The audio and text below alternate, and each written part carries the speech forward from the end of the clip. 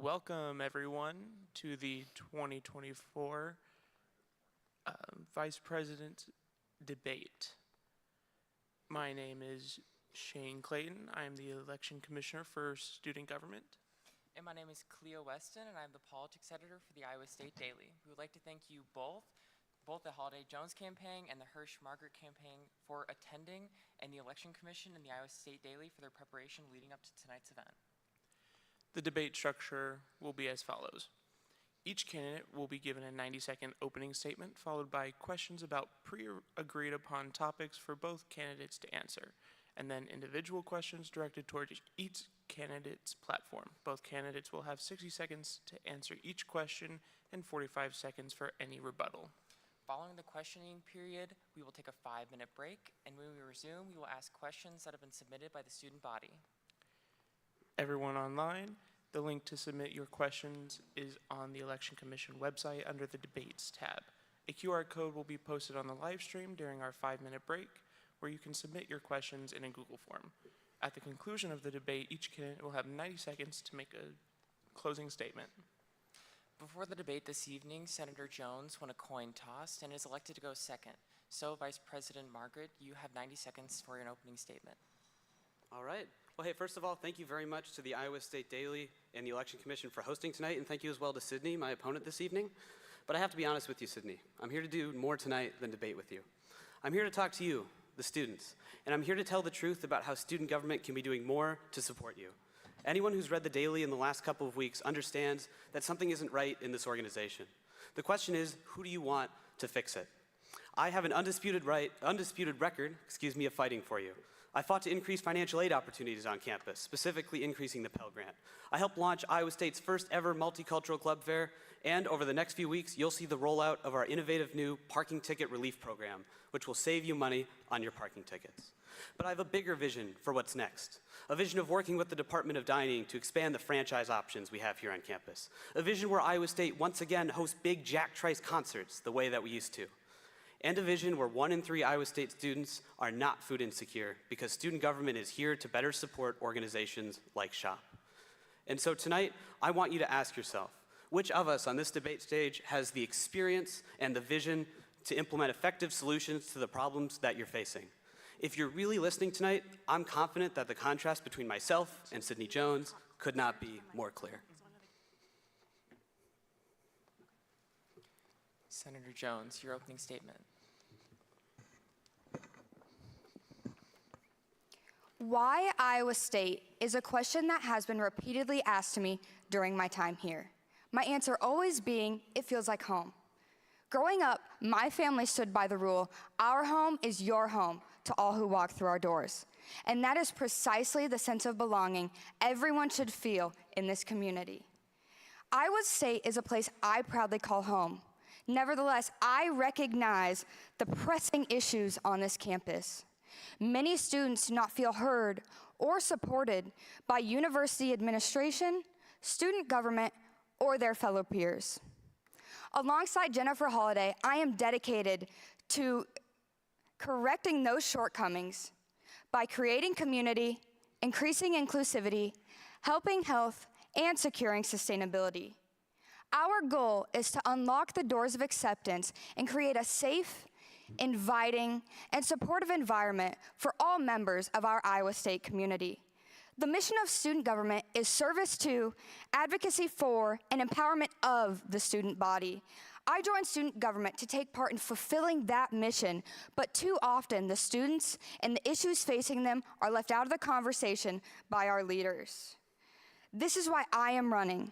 Students deserve leaders who prioritize making your voice the heart of our mission. My name is Sydney Jones, my pronouns are she, her, hers, and I am asking to serve as your next Vice President of the student body.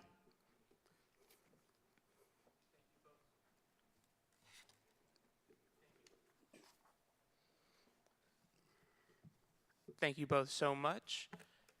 Our first topic this evening is going to be over student government and leadership. What does your vision of an effective and efficient student government look like? And how will you work to create and maintain this version of student government? Senator Quinn, you have the floor. Who is that, I'm sorry? I didn't catch. Vice President Quinn. All right. So that's a great question. I'm glad you asked that. I know student government, we have a bit of a problem right now. Our Senate is 2/3 full, our cabinet is 3/4 full. I think the biggest challenge internally facing our next president and vice president will be knowing how to put the right people in the right positions. The first part of that is doing better outreach. And so that's something I've worked for as vice president. I helped launch our first ever Student Government Expo. That's the first recruitment-oriented event we've had in a long time in student government, and it helped us recruit more diverse candidates. Next year, we need to also be reaching out to departments and multicultural organizations to make sure that we're hearing all the voices when we're putting people in positions. That's the first part, is finding people. The second part is keeping the right people in the right places. And so I really think the biggest problem student government has there is that we don't have hands-on projects that people can sink their teeth into and work on. That's why many of us join student government, and when they don't get those hands-on projects, that's why people leave. I really think we need to be providing more opportunities for people to be doing hands-on things that better the student experience. It'll help students and it'll help our organization. Senator Jones? Could you please repeat the question for me? What does your vision of an effective and efficient student government look like? And how will you work to create and maintain this version of student government? Thank you for this question. So I think student government has a larger problem that stems from a communication issue. People in student government do not feel welcome and heard within the organization itself. We need to start with having an open communication policy, which is something that I would look to implement in the coming year. Having this open communication not only allows for people's voices to be heard, but for everyone to feel like student government is an inviting and safe environment for them. Along with that, these things that we have participated in over the past have not been just done by one person, which is a problem that we have seen in the past year. We've had a lot of one person trying to take accountability for a thing that 30+ people work on. So I think seeing that respect and everything is gave where it is due is something that I will also like to implement in the coming year. Hello? Tess? Senator Jones, we'll stick with you for this next question. Last August, Emily Roberts became the first student government president to resign in 42 years and the 4th since the office was created in 1958. If elected, you would be second in line of succession to the presidency. If the circumstances arises, would you be able to step into that role? Again, thank you for this question. You're asking if I would be ready to step into the president role if necessary. And I have had a great mentor along the way. Jennifer Holliday has been there for me the entire way, helping me, advising me, giving me all the necessary things to prepare me for this position. So given if I have to step in to fill the shoes, even though they would be large shoes to fill, because Jennifer has done a tremendous job this past year. She has had a tough year to overcome, and she has done it every single step of the way. So given that she has been my mentor the whole way and I look up to her immensely, I would be able to fill her shoes because she has properly equipped me to do so. Vice President Margaret. Yeah, let me be the first to say that was a very difficult situation with Emily Roberts, and we all hope that a president never steps down again in student government and we don't face the situation you're describing. But if we were in a situation where I would have to step up and be president, I can say yes, I could. Because not only do I know what the job is, but I have experience doing it, right? I know how to work with the cabinet effectively. I've worked on a number of projects with different directors in our organization. I have relationships with senior leaders at Iowa State, and I know how to create effective change. I've worked with government of all levels, local, state, and just this past week, I was in Washington, D.C. advocating with our 6 representatives in Congress. And so I think it's one thing to understand the job, and it's another thing to have done it, and I can tell you I've done the job. Thank y'all so much. This year, the Student Government Senate has 18 campaigning for 36 Senate seats. Is this number concerning to you? And would a half-empty Senate affect your administration governs? How your administration governs? Vice President Quinn. That absolutely is concerning, but I can tell you we've been there before, right? I was Speaker of the Senate at the beginning of this term. We had 6 returning senators in our student Senate. That was immensely concerning, and I worked tirelessly to increase that number. So we're moving the needle in the right direction. The way we increase that number, outreach opportunities to recruit new senators. I talked about the Student Government Expo a little bit already. We've also expanded the way we interact with events like Club Fest and things like that. So we're doing more effective outreach. We're finding the right people. And then we're also retaining people within Senate, because as Speaker, I put forth the new senator packet, putting resources together so that senators can help better understand what their jobs are, and again, can find something to sink their teeth into. So it's concerning, yes, but it's something we faced before, and I'm confident if we keep on the right direction, we can keep going the right direction that we're going.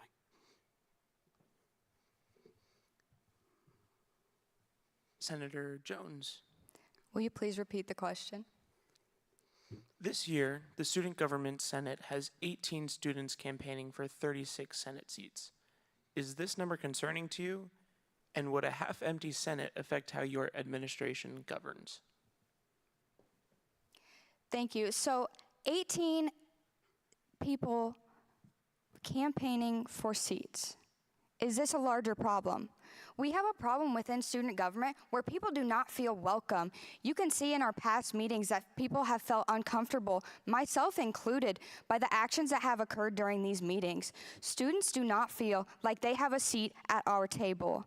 With our administration, we are very personable, welcoming, and people that will invite anyone and everyone into the Senate room, into our meetings, so they can come and listen and get actively involved. The outreach we would do to everyone would make a significant difference, but I just think seeing that personality turnover would really do the biggest job, because our administration focuses on creating a safe, warm, and inviting campus and a community that everyone wants to be a part of, and making sure that their voices are heard.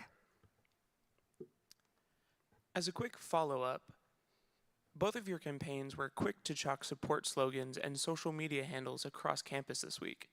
But given the circumstances, would your campaigns be willing to work together to chalk in every classroom how students can run for Senate? You will both have 30 seconds. Senator Jones. I didn't catch the whole question. Of course. Both of your campaigns were quick to chalk support slogans and social media handles across campus this week. But given the circumstances, would your campaigns be willing to work together to chalk in every classroom how students can run for Senate? I can't hear you. I'm trying to read your lips, but it's dark down there.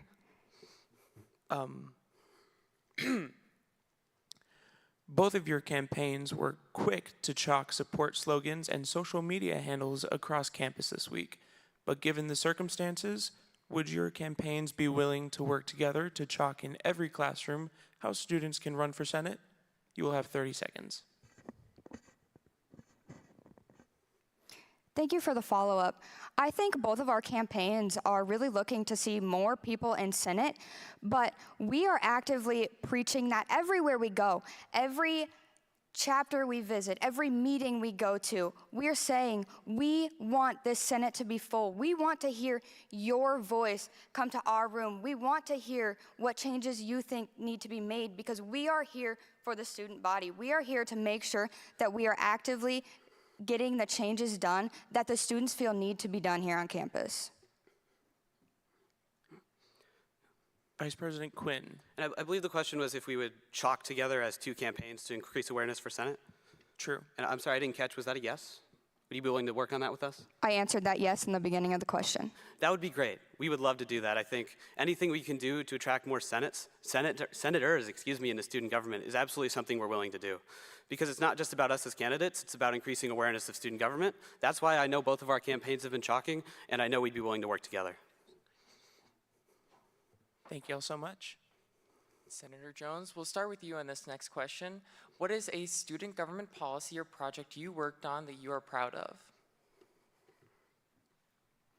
Absolutely. So in the past, in my time in Senate, I haven't been here that long, but I think my time here has been something that has gone a long way.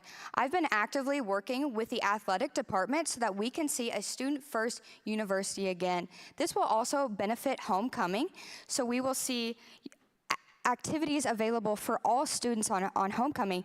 It's something that they want to participate in. We want to make that a 7-day-long celebration for everybody. So I've been working with athletics so that we can see possibly the homecoming 5K back through Jack Trice so that we can possibly see a movie night in Jack Trice so that we can get more students actively involved in the events that athletics offers. This is something that I'm really proud of, and I'm really looking to see that student-first community here again on Iowa State's campus. Vice President Margaret. Yeah, I very much appreciate the question. I'll probably talk about the most recent project that I'm working on right now, which is the parking ticket relief program I mentioned. So that's actually something that's inspired by the University of Arkansas. And in exchange for participating in a community service day, you can actually have your parking ticket waived. I know all students feel, at least nobody I've talked to, everyone feels college is too expensive. I've never talked to anyone who doesn't feel college is too expensive. And so if we can do a little something to make that easier for you, if we can take away a surprise cost that you're facing and save you some money, I think that's something all students can get behind.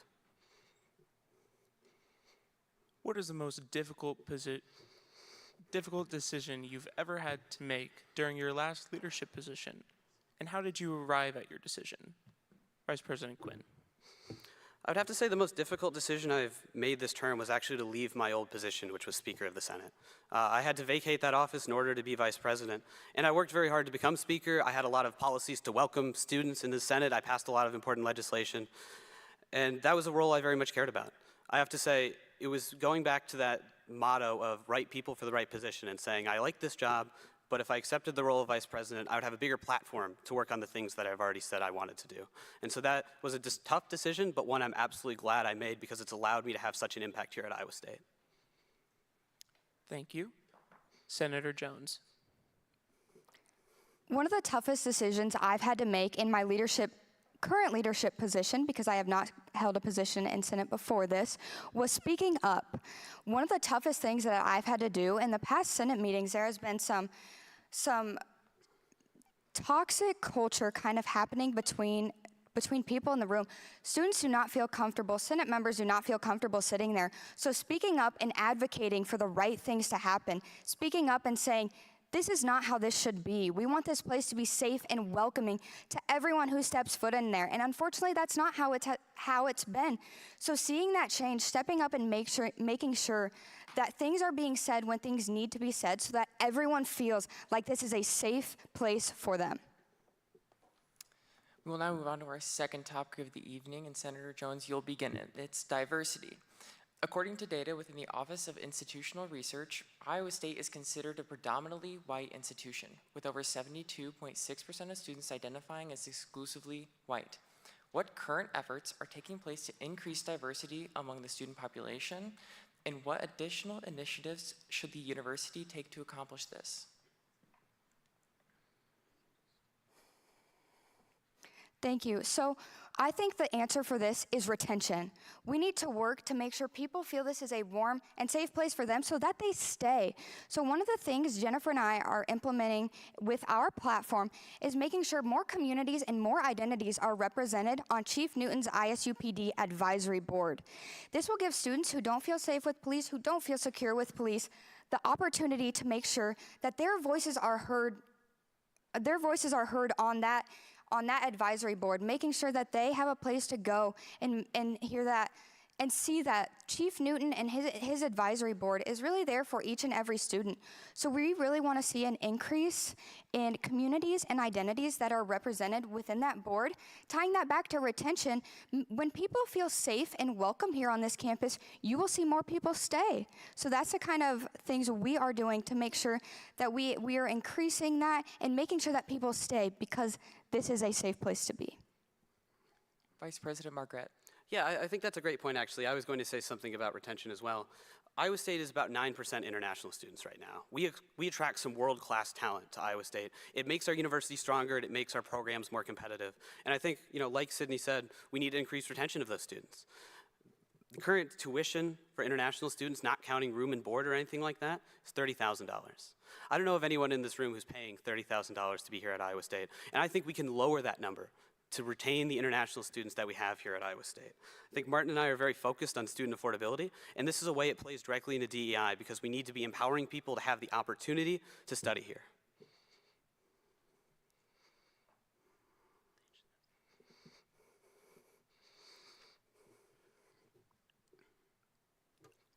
According to university statistics, as Vice President Quinn has said, international students make up 9% of the student population. How is your campaigning plan to improve existing resources in student government for international students? Vice President Quinn. Sure, so let me start off by talking about what I've already done during my current term to make things more accessible for international students. Just a couple of weeks ago, we launched Iowa State's first ever multicultural club fair. And the idea there is to connect international and multicultural students to organizations that they resonate with so they can find a community at Iowa State. That's a key part of retention.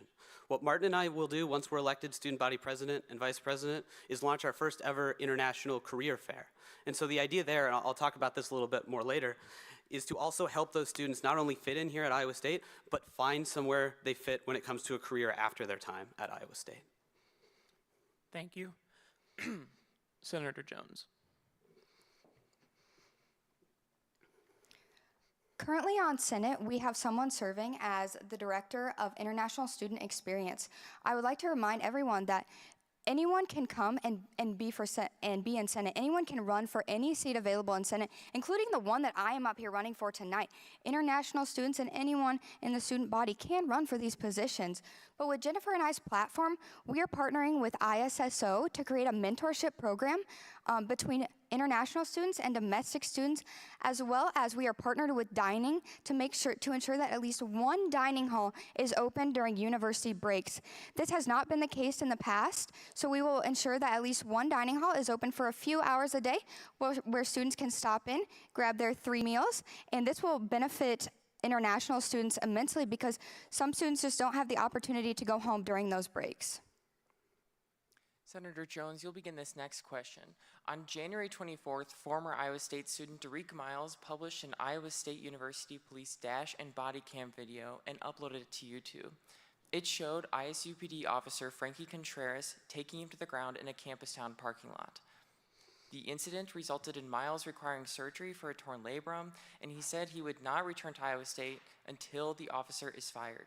On Thursday, Color of Love protested ISUPD and gave demands which included Contreras' removal and defunding of ISUPD. Do you believe the incident was racially motivated, and do you want Contreras to face disciplinary action? Senator Jones. I will say this event should not happen. Anything on Iowa State's campus, nothing like this should ever occur to any student. Working with ISUPD to ensure that consequences are met is something that needs to happen. There should be consequences for actions. He should face consequences for these. However, we are working with Chief Newton's ISUPD Advisory Board to ensure that more communities and more identities are represented on this board, so students have the chance to go there and voice to them how they feel about things that are happening on campus. Directly going to Chief Newton's ISUPD advisory boards cuts out the middleman, and so they can get things done directly right there. They can express to Chief Newton's the things that they are experiencing on campus.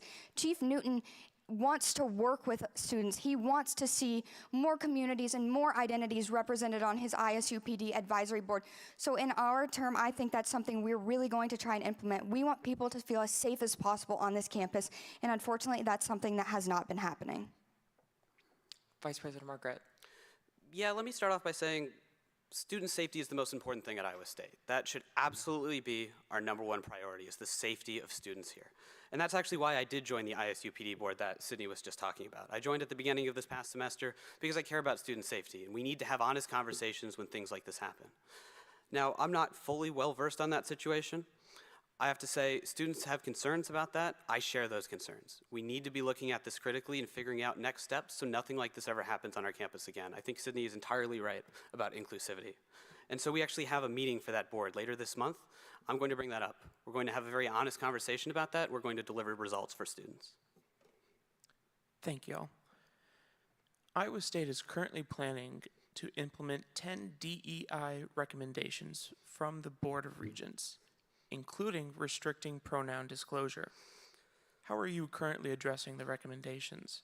And how are you planning to work on DEI as a whole with the university administration as vice president? Vice President Quinn. That is absolutely an important topic that we should be talking about, and I'll give a little bit of context about what you're speaking of. Those recommendations originally came from Iowa House File 616. That was a far more extreme bill when it was in the State House before it was referred to the board, and I'm proud to have worked with other Regent universities, student government leaders, and the Board of Regents to mitigate some of those effects. If we hadn't been able to make some of those changes to add certain exceptions for different offices, our university would have been far less competitive. We would have lost grant opportunities, accreditations, students wouldn't have come here. We wouldn't retain students the same way we do. And so I'm proud to have been involved with that from the beginning, and I'm looking forward to continuing to move the needle in the right direction. We don't have the ability as student leaders to make all of the changes we want to see, but we certainly are seeing progress. Thank you. Senator Jones? Can I ask you to please repeat that question for me? Of course. Iowa State is currently planning how to implement 10 DEI recommendations from the Board of Regents, including restricting pronoun disclosure. How are you currently addressing the recommendations, and how would you plan on to work with the DEI as a whole with the university administration as vice president? Thank you. So I'm going to be the first one to say that I do not like the 10 recommendations that have been given to us by the Board of Regents. However, the Board of Regents is the governing body over the three institutions of being Iowa State, University of Iowa, and the University of Northern Iowa. We have never required people to share their pronouns on campus, but you might have realized that in my opening speech, I did share my pronouns. This is something that I want students to always have the ability to do. I want students to feel like they are welcome to share their pronouns. I want them to feel as though if they feel the need to share their pronouns, that they absolutely can. I want all students to feel welcome and to feel like this is a home for them. We will now begin our final topic before asking questions about your specific campaigns. Campus life and student wellness covers a variety of subjects, and we want to advise those in the audience that the next two questions will mention sexual assault. Senator Jones, you will answer first in this first question. As of today, there have been 7 reported sexual assaults this academic year. What resources currently exist on campus to assist sexual assault survivors, and do you think those resources are sufficient? Senator Jones. One act of sexual violence on this campus is one too many. We need to stop it at its source, which is something that Jennifer and I are planning to work on. We have a point on our platform that says reduce stigma about sexual violence on campus through increased prevention education. We want to give more education on sexual violence so that we are able to stop it at its source, so that we are able to help students in every way that we can. There are resources on campus that are available, but there are never going to be enough resources. These things should not be happening on Iowa State's campus. So educating people on the proper things that we can do, stopping it at its source, is something that we are both very passionate about. Thank you. Vice President Margaret. That's absolutely true. I think any sexual assault on Iowa State's campus is one too many, and there can never be too many resources to combat that. And so there is still work that we have to do as a university, but I'm thankful we go to a school that recognizes this is a problem and is constantly expanding the resources available to students. I know we have a counseling phone line that's available to students. Thielen cooperates pretty closely with our sexual assault response team. SLOSS does tremendous referrals when it comes to people who have been victimized. But student government, a focus of ours, is recognizing that campus life extends beyond campus. And so through a process called ASSET, of which I'm a lead volunteer, we actually fund something called Access. And so that's another service off campus where if you don't live on campus, you can still receive the services that you need. We fund their court watch so that you can get some closure if you've been victimized. And so I think education's a great point, but continuing to also address these resources for, unfortunately, when these things occur is something that student government has done, and I will continue to push to make sure we do. Vice President, yes? Do I have a rebuttal? Of course. 40 seconds, or 45 seconds, you would like it. Begin now. Quinn, given that you know that sexual violence is something that occurs on this campus and something that you are constantly working to educate people on, why is sexual violence prevention and education not a platform point for you all, since we have seen 7 this year already? Vice President Margaret, you have 45 seconds to respond, and then we'll move on to the next question. Thank you. That's a very fair question. I'm glad you asked that. I think our platform points aren't exhaustive, right? These are a couple things we want to share with students. There's absolutely more to do, and I think preventing sexual assaults is a given for any administration that takes office. Vice President Margaret, you'll begin this next question. In October, it was reported by The Daily that a student government justice was arrested and charged with sexual assault. noting its proximity to the organization. What would you do if a member of student government told you they were sexually assaulted by another member? That was certainly a very troubling situation that I'm very sorry that we came into as a government. I think confronting sexual assault on a student government level means helping people understand that we're here to help. We can be a resource. We're here to help them speak out. Because I think feeling comfortable enough to speak out if you've been victimized is one of the most important things we can do to confront victimizers when it comes to sexual assault. And so also having a leader who understands these resources and is able to share them with students, that's a key thing as well, because oftentimes people who have been victimized simply aren't aware of the resources available to them, and so having knowledgeable leadership is an important topic there. Senator Jones. Can I ask you to repeat the question once more? Absolutely. In October, it was reported by the Daily that a student government justice was arrested and charged with sexual assault. Noting its proximity to the organization, what would you do if a member of student government told you they were sexually assaulted by another member? First and foremost, before we are senators, before we are the vice president or anything more, we are human. So being able to console the person who has experienced these events is something that I would be there to do. Asking them if it would be okay that we report this, and if they are comfortable reporting it, absolutely helping them every step of the way, getting them in contact with the correct and necessary resources. And with that, the consequences that do come with a justice being arrested, that is something that we have to handle. We do not tolerate sexual violence on this campus. So implementing the appropriate actions and consequences for the justice would be absolutely necessary in our term. And I think in anybody's term, those things should be absolutely necessary, because first and foremost, we are humans, and then it comes to we console, we're there first, and then we implement with the correct actions and consequences that need to be taken care of. According to the Thielen Student Health Center, the on-campus health center experienced a 30% increase in student mental health visits from 2022 to 2023. Considering this increase, how do you plan to address the rising needs for students' mental health resources? Senator Jones. Thank you for that question. In the past few years, the resources needed for mental health have never been enough. We are never going to have enough resources for mental health. So that's why we are working with academic advisors to promote a training in which academic advisors are trained on where to send their advisees for counseling and stuff like that. Our advisors are right now not equipped with the necessary resources, the necessary equipment, so that when students come to them in a crisis, they don't know where to send their students to. A lot of the times, that is the first person students look towards, is their academic advisor. So having our academic advisors know all the resources, know where students can go, is something that we're absolutely working towards. We've been in contact with academic advisors and will in the future to make sure a program like this is implemented. Speaker Margaret.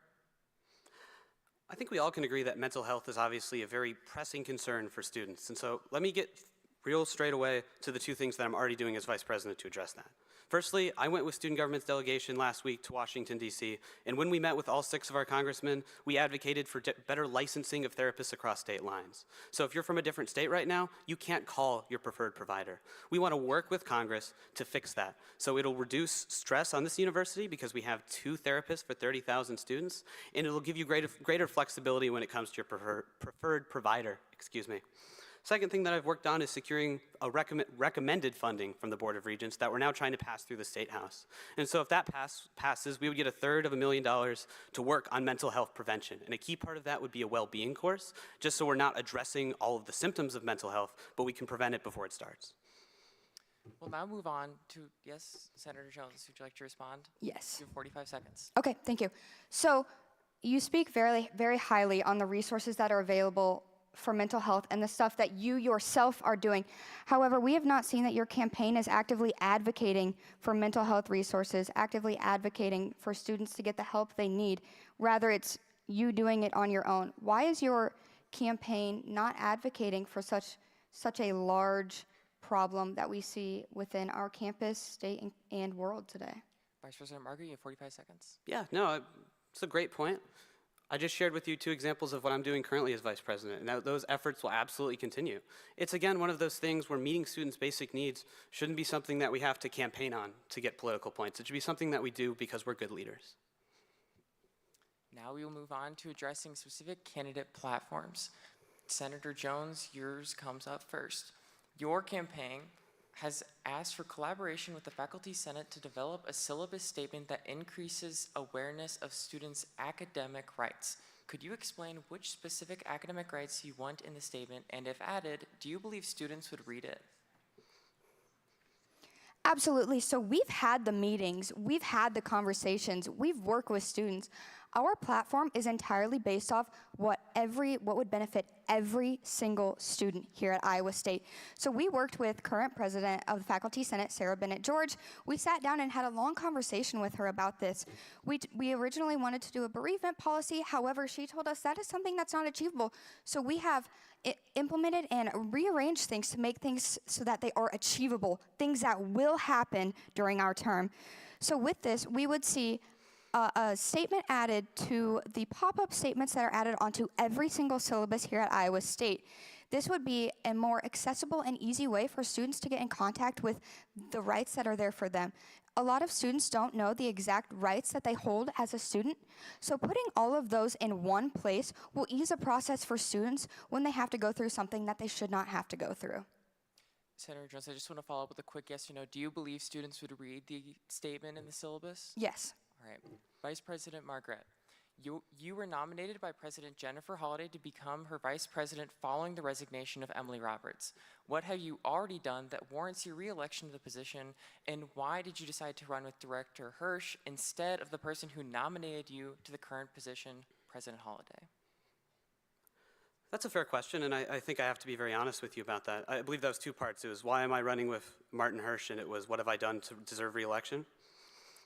I have to say, firstly, I don't believe president should run for re-election in student government. I think vice president is a different sort of role because you're not a decision maker. You do a lot of advocacy, you work with people, but you serve at the pleasure of the president. I think when you're the president, you run for student body president on your campaign, you execute all of your campaign points when you're in office, and then you pass off the torch to the next leader who has big and bold ideas. And so I feel comfortable running again as student body vice president because I'm not calling the shots. I'm advising the person who is, and I'll be a great advocate with Martin because I already have the connections he needs to hit the ground running. Senator Jones, you have 45 seconds. So earlier you said that you were more equipped for this because you had more experience. However, right now you're saying that you're still looking for someone to call the shots. With that being put in place, why do you feel that you are more equipped than someone who has been here? Because you are looking and saying, I'm still looking for someone to call the shots. And I think Jennifer running for another term is something that says a lot about her. She's still so passionate about the organization. She's still here to serve the students. She still has more to do. So I think it's incredible to see Jennifer running another year for student body president because there is still so much more to be done, which I think is just incredible to see throughout any organization. Vice President Margaret, would you like to respond to that? I would. Am I allowed to ask a question back? No, we're not going to do that before the Okay. next question. You have 45 seconds to respond. I'm going to be honest with you. One of the decisions I debated talking about earlier in this debate as my most difficult decision was breaking ranks with the president, right? I was appointed by Jennifer Holliday. I agree with you. That's why I'm in the role I'm in right now. And I campaigned for her, and I voted for her last time, and I supported her. And a large part of why I supported her was her campaign points last time. And so that's things like a fall break. And I think I share disappointment with all of you that things like that haven't happened yet. And so I think it would be a different situation if you were running as a president for re-election and you'd completed your campaign points. We would like to move on so we can continue with the debate. For Senator Jones, your campaign platform mentions partnering with the ISU Dining to provide dining options for students during breaks. How would you work with the ISU Dining to do so, and how would it be paid for? Yes, thank you for this question. So we have actively been working with ISU Dining over this topic. This is a topic that has been a part of a conversation for years now. It's something that we are actively looking to accomplish because students who stay here over break do not have a food source. So they're having to pay for their food takeouts from different restaurants over break when they're staying here on campus. So we want to make this as affordable as possible. So we are working with dining to make sure that a dining hall is open for a short period, once a day, maybe 3 or 4 hours, so that students can come in, grab their 3 meals per day, and then they can leave. So we wouldn't see a large increase in dining hall payment plans because we want to keep this as affordable as possible for all students, because getting food over break is something that every student should have access to. Thank you. Vice President Margaret, one of your campaign goals is for there to be a free Jack Trice concerts for students. Last year, the Robert Holiday campaign touted the addition of a fall break, which never materialized. Do you believe you would have the ability to fulfill this campaign's promise? And if so, what would it look like? I know we've already covered this. I do have to say, I was disappointed by that as well. I know that that's something that Jennifer Holiday campaigned on last time, and it didn't see fruition this term. I think there are a number of things that differentiate the concert from that unfulfilled promise that Jennifer Holiday made. So, for example, Martin Hirsch and I have great records as far as our execution. We finish the projects we start, and we will finish this for students. Secondly, we're not starting from scratch. This has been in the works in the Iowa State community for a long time, and we've been working with leaders who already wanted to do this. It's just putting the pieces together. We've worked closely with Adam Wolf, for example, of the Student Alumni Leadership Council, people who are already passionate and have the skills to make this happen. We've done our homework as far as meeting with senior leadership at Iowa State who've expressed nothing but support for this, and we know that this is something that we absolutely have the ability to do, and we have a duty to do it if it's something that students would appreciate. Quick follow-up. Oh, Senator Jones, you will have 45 seconds. Thank you so much. So currently we operate at a deficit, and that is something we are constantly hearing Martin Hirsch say. We operate at a deficit. Also, along with that, Homecoming already has a concert on campus, which is something many of you might already know. We actually had a conversation with Adam Wolf last night, who said that, first of all, the conversation has not been there, and second of all, they're working hard to get their concert to be beneficial to all students. That's something they've been trying to work on for the past 2 years. The first year they tried to do it, it didn't necessarily go how they planned. Last year it did, they were all for it. However, many of you probably did not know there was a concert on campus last year. So after working with Adam Wolf last night, and he had run the numbers, I think we're all a little bit confused on, since we do operate at a deficit, where will the money be coming from to have this concert, along with it being in Jack Trice Stadium? How will that work with athletics, considering that I am working with them right now, and I don't believe that they would go for this opportunity for students. Okay. If I'm counting, I believe that was 3 or 4 questions. Could you pick one and I'll address that? Yes, we met with Adam Wolf last night, who said he has run the numbers, and the numbers are not there for this concert. You saying you have worked with Adam Wolf, and he said it was accomplishable. So, seeing that we did work with him last night, how would you address that situation? The burden for throwing this sort of concert isn't on any one organization. So it's not something that student government entirely would shoulder. It's not something that Student Alumni Leadership Council would shoulder. It's a collaborative effort. We've been talking to a lot of students who are very passionate about getting this done, and a lot of them volunteer their time, support from their organization. There are pieces there that we can put together because it's not just student government doing this. And I'll address the budgetary piece of that.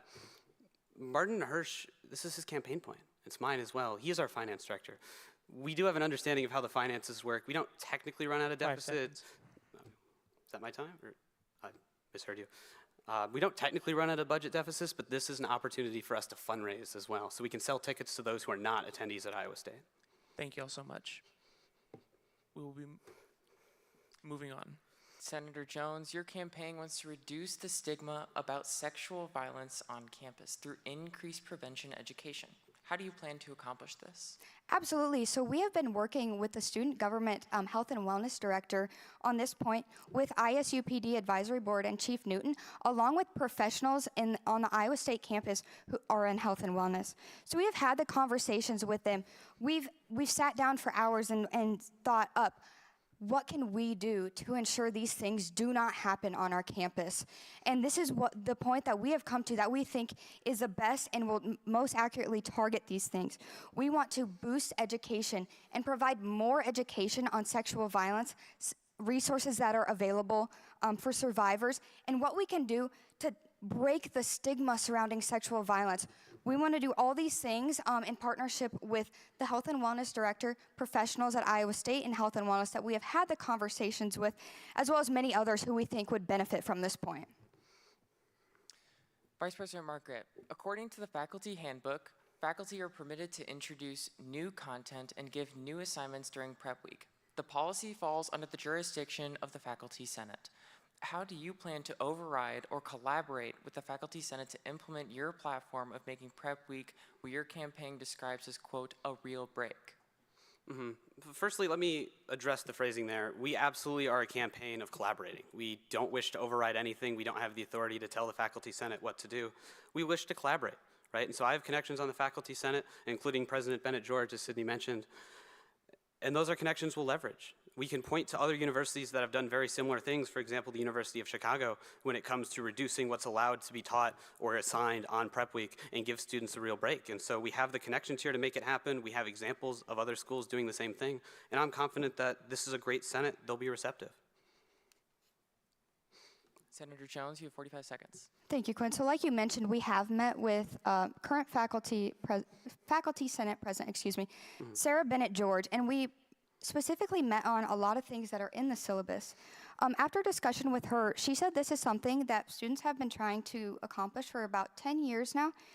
So far, no luck. We were told professors have the rights to put the things in their syllabus. Therefore, if the assignment, if the test, if whatever is in the syllabus at the beginning of the semester, professors do have the right to keep that in there during prep week. Vice President Barger, you have 45 seconds. Yes, that's correct. That's the policy. Just because we've been trying to do something for a while doesn't mean I think we should stop giving up on it. I know we've been trying to increase resources when it comes to sexual assault and mental health. It seems like forever because it's always a problem for students. We can be moving the needle in the right direction. We're not going to solve the problem overnight.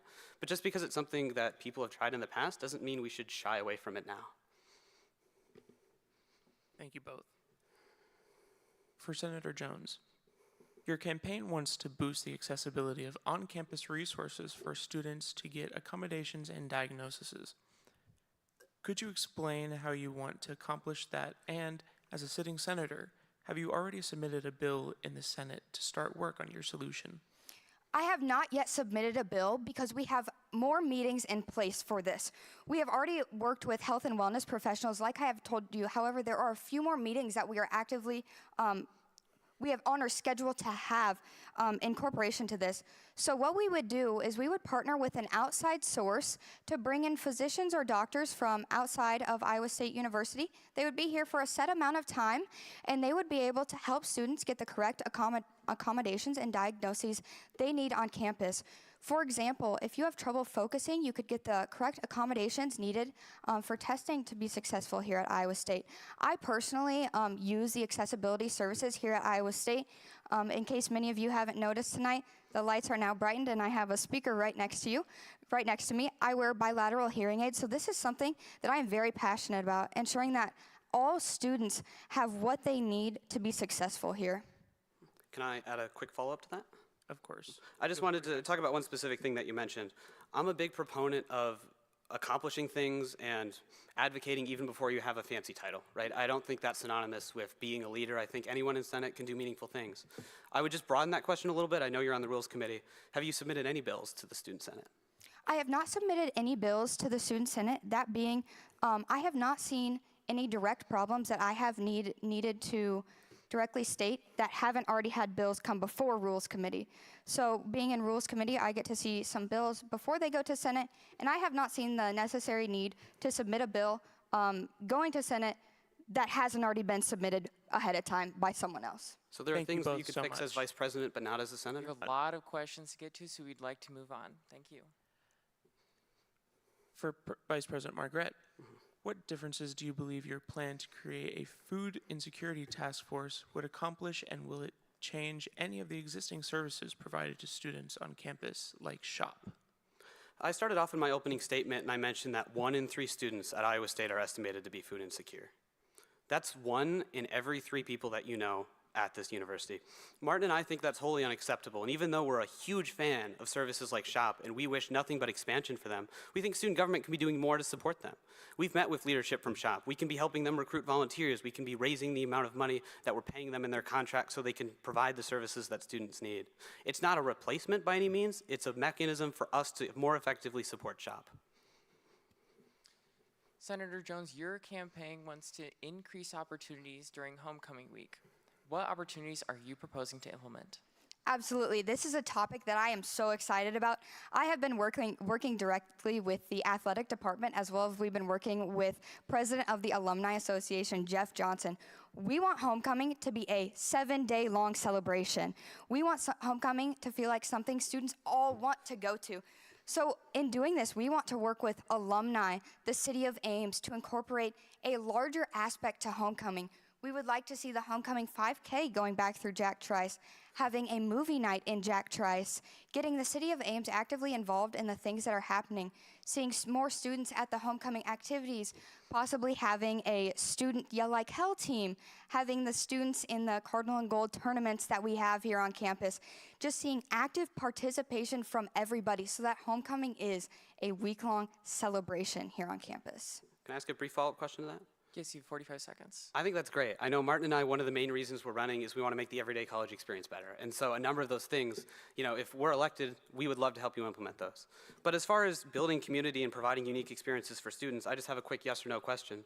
Would you go to a Jack Trice concert if it were free to you? Give you 45 seconds if you would like it, Senator Jones.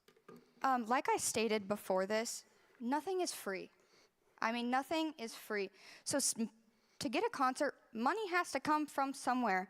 And we don't have it in our budget to have a concert. Homecoming doesn't have it in their budget to have a concert.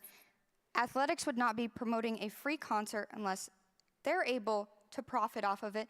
So with that being said, would a free concert even be able to happen on our campus? Because our budget is too tight to host a very large vendor such as I don't know, Selena Gomez, Zach Bryan. I don't know, who do people like nowadays?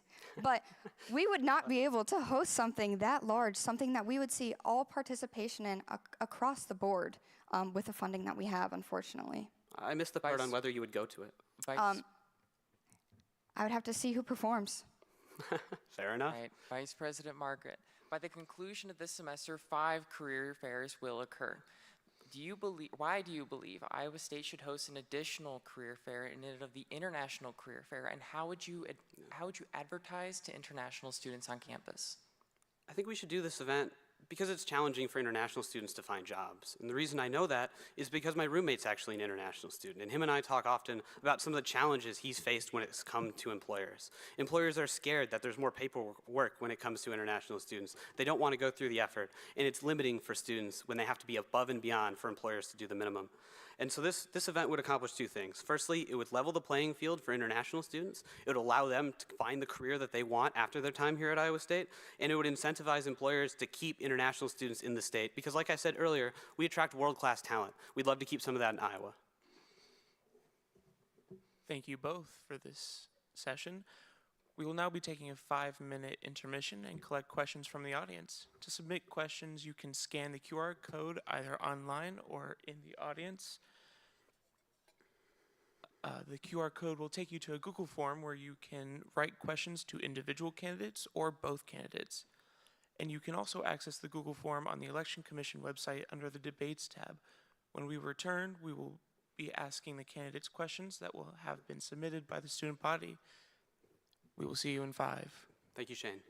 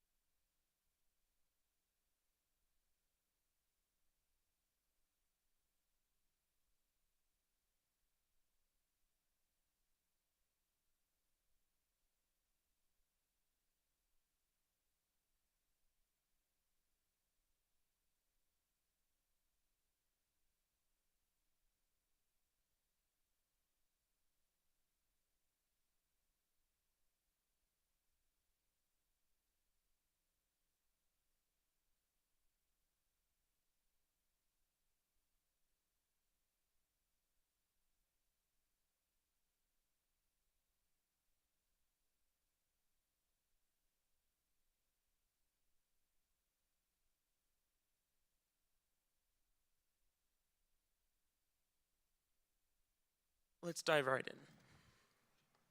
First question to Senator Jones. Yeah. You talk about wanting every person on campus to feel at home. What will you say to those students who have legislation that want to remove their identity? What will you say to those students who have constant derogatory terms said to them? Would you like me to repeat? Yeah. This is from the audience. Okay. You talk about wanting every person on campus to feel at home. What will you say to those students who have legislation that want to remove their identity? What will you say to those students who have constant derogatory terms said to them? Okay. So I think I know where we're going with the question, so I'm just going to take it away. I think if any student wants to remove their identity, they should absolutely be free to do that. We want this campus to be safe and welcoming environment for everyone.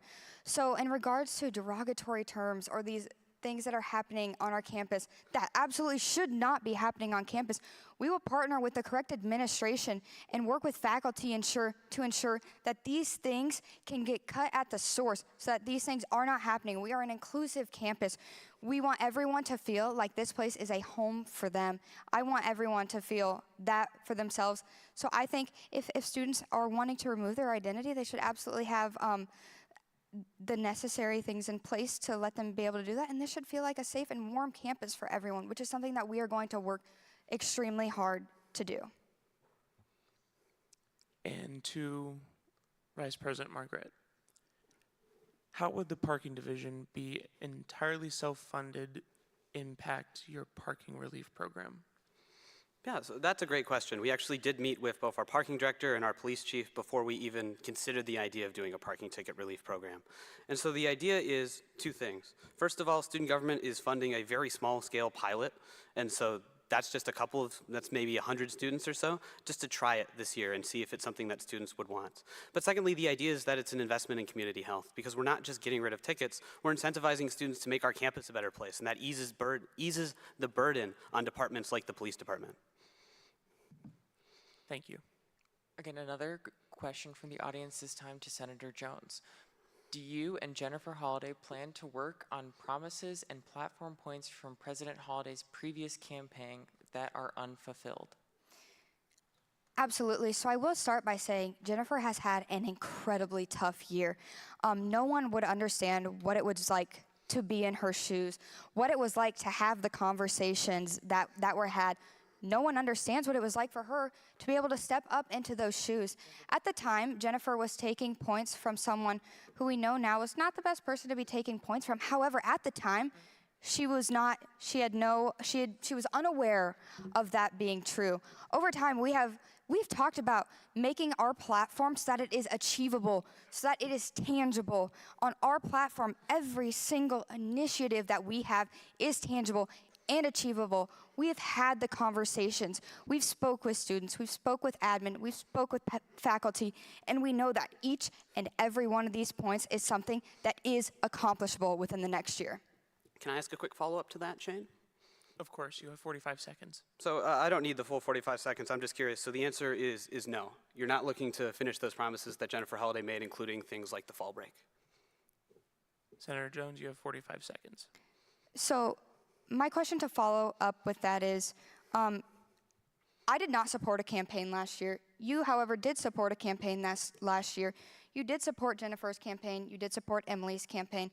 So my question being, you supported that campaign. Is that something that you are also looking to follow up on?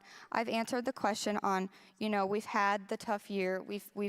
She had to step up in a time where someone had to step up. So with that being said, she's done the best she possibly could during her term, and I think she has gone above and beyond to serve the student body in a way that the student body needs to be served. So that's no. All right. Thank you. All right, Vice President Margaret, another question from the audience.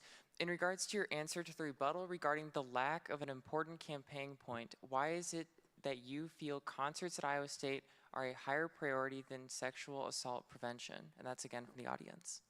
I'll give you two examples of campaign points that we have. One is a concert and one is food insecurity. I don't think one of those things, or rather, I do think one of those things is more important. I think food insecurity is meeting the basic needs of students. If we're not meeting the basic needs of students as student government, we're not doing a good job. And so I don't think the things we talk about with students represent all of what we want to do. I thought mental health and sexual assault were a given, and I've shared with you examples tonight of what we're doing to address those, and we will absolutely continue to do that under a Hirsch-Margaret administration. Yes, Senator Jones, you have 45 seconds to respond. Thank you. So you say in your question there, mental health and sexual violence prevention are a given, but they still are things that are happening on our campus. There are still things that we constantly need to advocate for. There's still things that we need to have the proper things in place for. So if they are a given, why do they still happen? Supporting them is a given, not that we've already gotten where we want to go.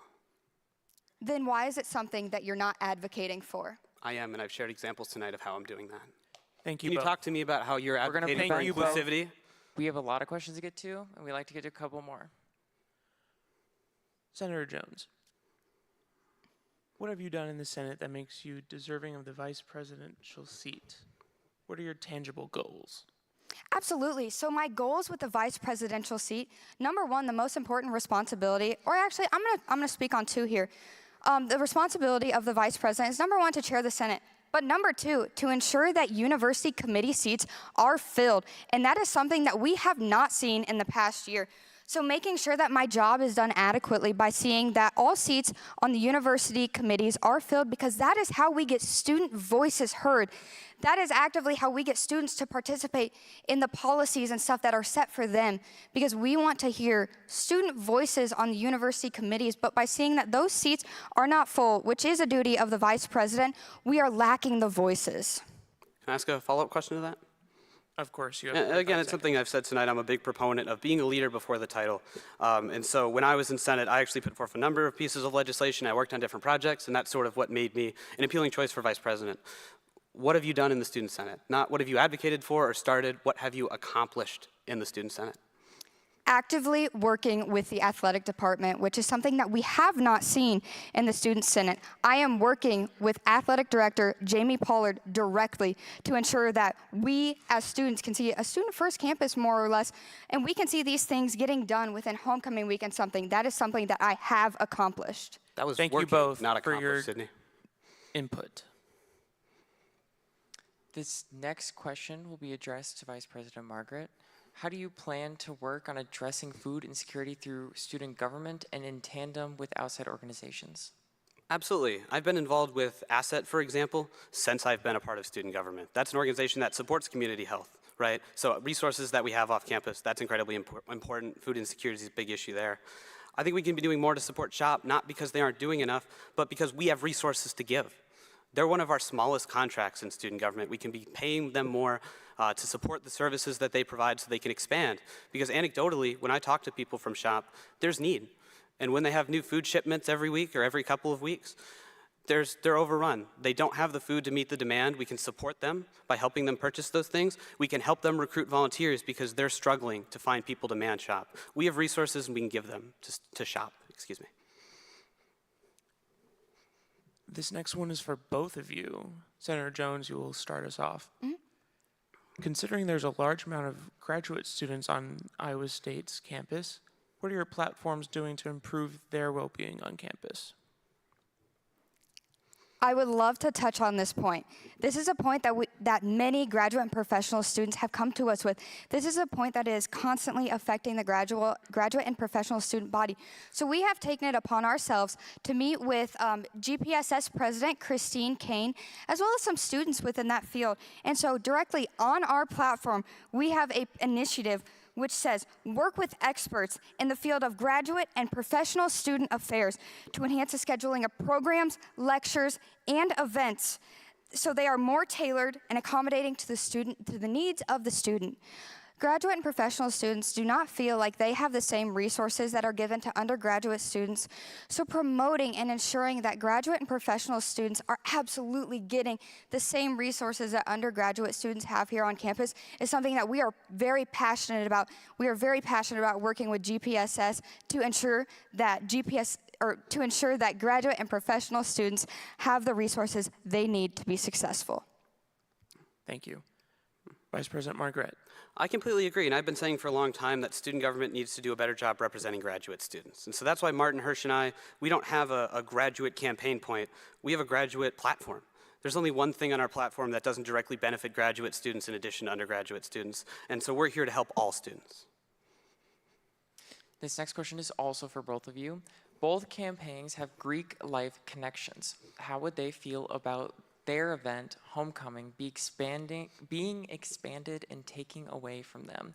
Vice President Margaret, you'll answer first. I think I'll answer that very simply. I don't think Greek candidates would support having their events made worse in a way they don't appreciate. Senator Jones. So I'd love to expand on this. We've absolutely met with fraternities and sororities, and we've said, is homecoming an event that you want expanded on? And they say, yes, yes, please expand it, because homecoming is not an event for just Greek life. It is an event for all students to participate in, and you don't see that participation on campus, and that's what we want. That's what students in Greek life want. They want all students to participate in this event. They want to have fun. They want to have a 7-day-long celebration where all students celebrate homecoming week as a whole. Shane, a quick follow-up? Of course. Just for my own curiosity, do you have a Greek candidate on your ticket? 45 seconds. We have multiple students affiliated with Greek life on our campaign team, as well as Jennifer herself is in a sorority. A Greek sorority? We're going to cut off. We have more audience questions to get to. This next one is also for both of you. How would you handle a situation where there is significant disagreement within the student government on a particular issue? Vice President Margaret, you will begin. I certainly think we've had legislation in the Student Senate in recent days that's been controversial. I think that's a problem we have, is when we don't see eye to eye on things and we don't directly have conversations with each other. That's what I've been trying to foster. I know we, at the end of Senate in our closing comments, condemn and tear down. It's a lot harder to actually build people up off the Senate floor, and so we've been trying to take steps that maybe aren't on the live stream, but we've been trying to ease tensions in student government. Senator Jones. Can you please repeat that question? Of course. How would you handle a situation where there is a significant disagreement within the student government on a particular issue? Yeah, so I talked about this earlier. If I were elected, I want more open communication. I want everybody within Senate and student government to feel like they can come to me with any problems they have, which unfortunately has not been the case this year. So making sure students and every student that sits on Senate or within student government or outside has the ability to come and talk to me about a legislation that they disagree on. We should be able to have those questions and respect each other's opinions. While it may not be something I agree with, I am willing to have the conversation with you. We can sit down and we can hear from both sides. We can talk about it and sit there and just talk about why both sides matter. And then from there, ultimately, it's how it goes on the Senate floor. But making sure that those conversations happen. We want people to have the conversations. We don't need it to be a yelling match in Senate. We need the conversations to be had so that this is a safe, open, and inviting environment for everyone within student government and outside. You'll both get the opportunity to answer this next question, but Senator Jones, we'll start with you. Yep. What's your opinion on the amount of puppies at Parks Library during Prep Week's event, Barks at Parks? Should there be more or less? I think Barks at Parks is a wonderful program. Having puppies come in to help students relieve stress for finals is something that absolutely works. Students and everyone, I would just say everyone, sees a puppy and it just makes them feel a little warm and fuzzy inside. So I think having more puppies at Barks at Parks would absolutely be wonderful. More puppies per person there, more students feeling that little warm and fuzziness inside, some relieving of the stress. I think that's great. Vice President Margaret? Thank you for the question. I like puppies, and I'm not afraid to say it. I think we need more puppies at parks, and I will support that with a Hirsch-Margaret administration. Thank you both. We support puppies. That's good to hear. For both of you as well, as a current member of student government, what have you done to pursue some of your platform's points already? Vice President Margaret. Mm-hmm. So definitely the goal with our platform points is to strive for things we haven't already accomplished, but I'll talk about the groundwork we've started laying. When it comes to the concert, we did meet with a number of important people in this university who will play a part in that, and we do have the money for it. We have about $1 million surplus. That's not, we run a deficit, but we are not at a deficit. We have the money to spend on this. We've met with senior leaders. When it comes to restaurants on campus, we met with the Department of Dining, and the director is very supportive of something like this on campus. And we know it's something that students would want. And so when it comes to, I'll give you a third example, the Know Your Leaders Town Hall series. That's an opportunity to connect students directly with university administration. And we already had people, for example, Dr. Younger, who are very interested in contributing to that because we want to connect students and administration. That's an example of 3 things that we've already started laying the groundwork on, and I think I'm about out of time. Senator Jones, you will have 45 seconds. Thank you so much. So with that being said, we have a $1 million surplus, or we have $1 million that aren't currently being used, as so you said. So that's a $1 million that we are, or I'm assuming you're looking to use for the concert. However, with that being said, there are still organizations on campus that need that money. So is having a concert more important than supporting students' needs so that their direct student dollars go back to the organizations that they currently love and support? So a very loaded question, Sydney, but the answer is no. It's not more important. And this is not an either-or sort of thing. We're not going to spend all of student government's money on a concert. We're going to invest part of it. We're going to incentivize other organizations to invest, and we're going to fundraise externally. So no, we're not taking money away from student organizations. From the money we make on that concert selling to non-students, all that money would go to student organizations. And so there's a net benefit there. So I don't appreciate the way that your question was phrased, but the answer is no, we support student organizations. Thank you all so much. Senator Jones, you are invited to answer. Could you please repeat the question? Of course. As a current member of the student government, what have you done to pursue some of your platform points already? Yes, absolutely. Thank you for the question. So we have 12 initiatives on our platform. Every single one of those initiatives is something that's achievable, and we know it is achievable because we've had the conversations. We've met with students to form this platform. We looked out to the students and we said, what has changed that you want to see? What is something that would benefit each and every student on campus, because this is change that needs to happen? So we've had the conversations. We've met with the proper individuals. We've worked up the chain of command from our initial meeting, working up to ensure that these things can happen. So all of the things on our platform are achievable and tangible and will benefit each and every student here at Iowa State. Thank you. Senator Jones, you'll begin this next question that you'll both get to answer. What is your favorite thing about Iowa State, and what is one thing you would like to change? Yes, absolutely. So in my opening statement, I'm sure most of you caught it, I said, why Iowa State is a question that has been repeatedly asked to me during my time here. My answer always being, it feels like home. And so that is my favorite thing about Iowa State. To me, Iowa State feels like a home.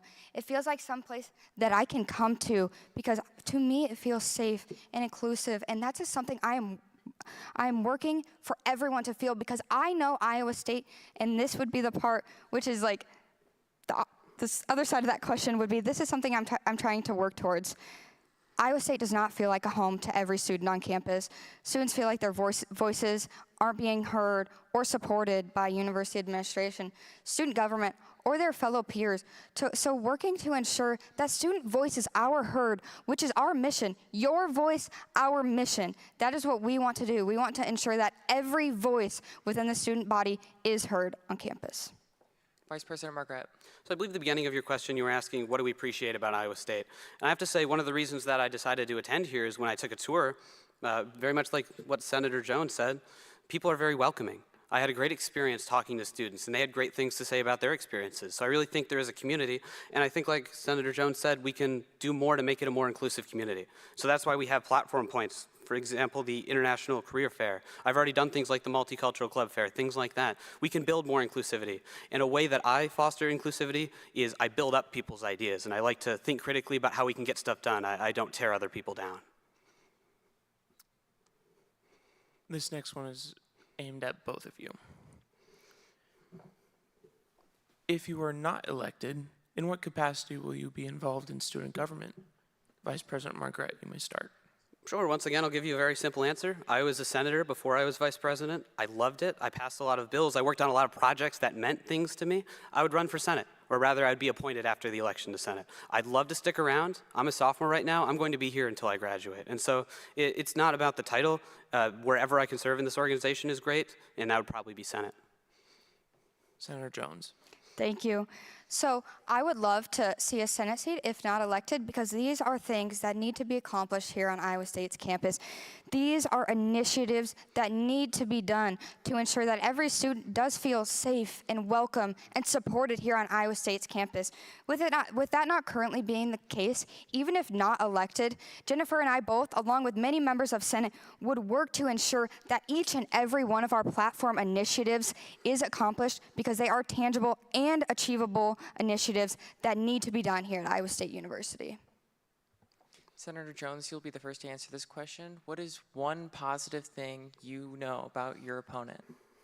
Thank you. So, Quinn, I'd like to address you directly, but I love your enthusiasm. Your enthusiasm is something that I have always loved about you. You are very enthusiastic about the organization and about things that you are dedicated to. So my answer to that is something that I like about Quinn is definitely his enthusiasm.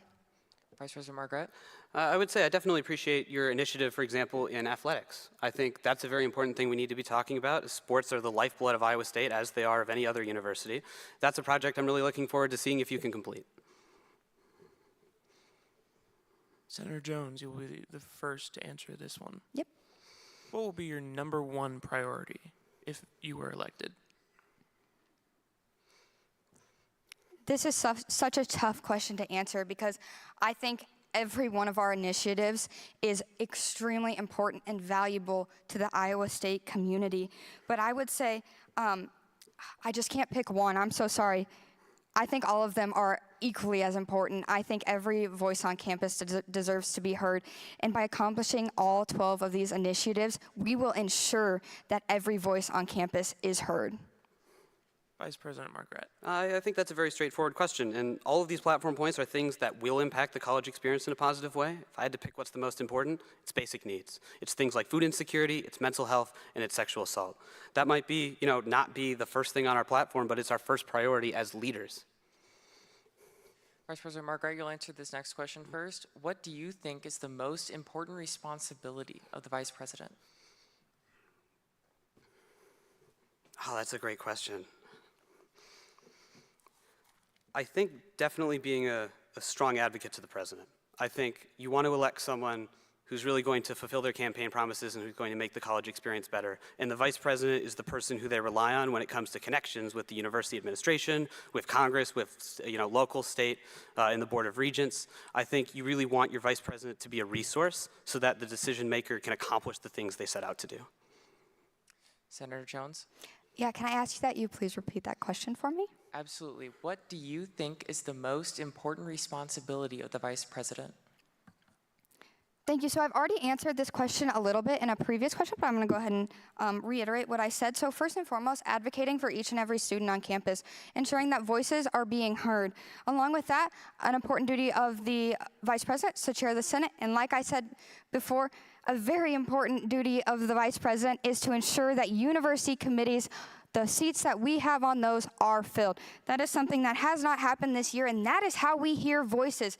Ensuring that we have students sitting on these committees is how students have an active voice in the policies and the things that are happening here on campus. So ensuring that student voices are heard on these university committees and that our seats are filled is something that I think is a very big responsibility of the Vice President. We will now move into the closing statement period of our debate. Vice President Margaret, you go first. You have 90 seconds.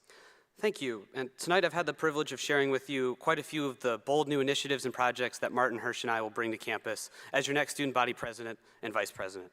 But I wanted to take this moment in closing and reiterate, we don't just say these things. Martin and I have the experience. We have the experience and the vision to actually execute these things and make them happen, and we will make good on our campaign promises. When you vote in this election, you'll have an important choice to make. And I really want to urge students to not vote for who speaks the loudest or who buys the fanciest signs. I want you to vote for the ticket that's hands-on and all in. I want you to vote for the ticket that acts inclusively, that doesn't just preach inclusivity. And above all, I want you to vote for the ticket you're confident will make your college experience better. Tonight, I've proven that only one of our slates checks all these boxes. And come election day, I'm confident that students will decisively choose the real actionable change that Hirsch Margaret has to offer. Senator Jones, you have 90 seconds for a closing statement. So why Iowa State? Why student government? Why am I fighting to ensure that your voice is heard? Well, honestly, those questions are pretty easy for me to answer. Ames, Iowa State, is a place that feels like home to me. However, it doesn't feel like home to everyone.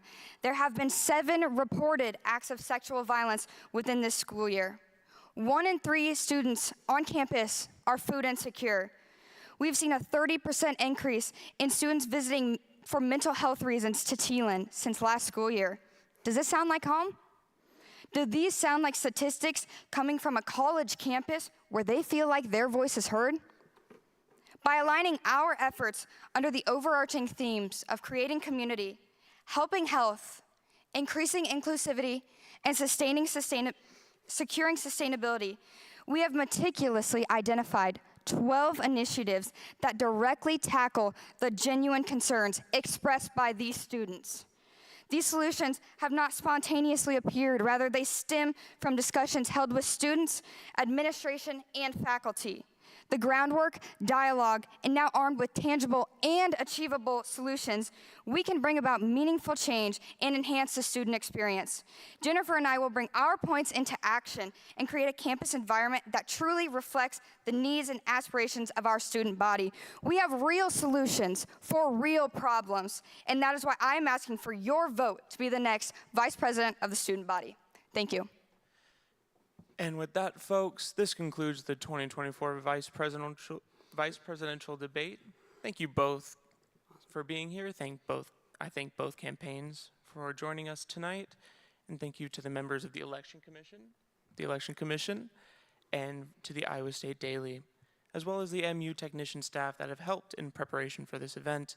Your counterparts, the presidents, will have a debate on February 20th at 6 p.m. in this same place, the Great Hall in the MU. We will also be live streaming it on the Student Government YouTube channel. Thank you again to everyone involved, and go Clones.